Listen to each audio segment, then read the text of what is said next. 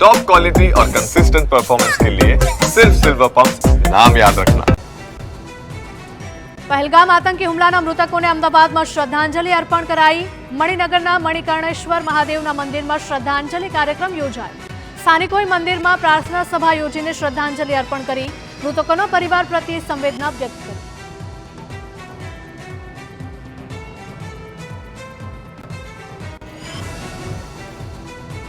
જમ્મુ કાશ્મીરના ભૂસ્ખલનમાં ગુજરાતીઓના ફસાવાનો મુદ્દો। આર્મીની ગાડીની સુરક્ષા સાથે બસ શ્રીનગર તરફ રવાના થઈ છે। ગુજરાતના 50 પ્રવાસીઓ બનિહાલથી પરત ફરી રહ્યા છે।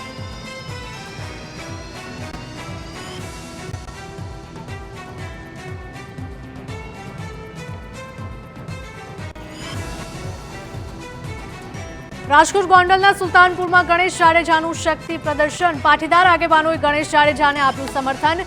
ગણેશ જાડેજાએ વિરોધીઓ પર સાધ્યું નિશાન। અલ્પેશ કથિરિયા, મેહુલ બોગરા પર ગણેશ જાડેજાના પ્રહાર। અલ્પેશ કથિરિયા પર 14 પાટીદાર દીકરાઓના મોતનું પાપ છે।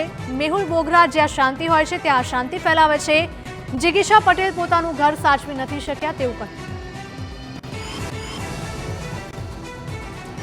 સુરતના પૂણા વિસ્તારમાં આવેલી પ્રમુખ છાયા સોસાયટીમાં રોગચાળો બેકાબુ। એક જ શેરીમાં ઝાડા ઉલટીના 15 કેસ। રોગચાળાને ડામવા મનપાની ટીમ સક્રિય। રહીશોને નળનું પાણી ન પીવાની સલાહ। રહીશો માટે ટેન્કર મૂકીને પીવાના પાણીની વ્યવસ્થા કરાઈ। પાણીના નમૂના લઈને તપાસ માટે મોકલાયા। અલગ અલગ ઝોનમાં મનપાની ટીમે સર્વે હાથ ધર્યો। સાબરકાંઠામાં વધુ એક ભરતી કૌભાંડની ગંધ આવી ત્યારે ઈડર માર્કેટયાર્ડમાં કર્મચારીઓની ભરતી વિવાદમાં આવે છે।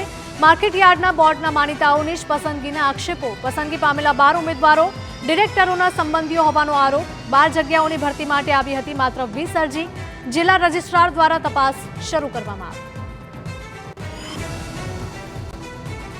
મહેસાણાના ખેરાલુ માર્કેટયાર્ડમાં સરકારી ખાતર મળવા મામલે નોંધાઈ છે ફરિયાદ। ગઈકાલે સરકારી સબસિડીવાળું નીમ કોટેડ યુરિયા ખાતર મળી આવ્યું હતું। નાયબ ખેતીવાડી વિતરણ વિભાગે યુરિયા ખાતર કબજે કર્યું હતું।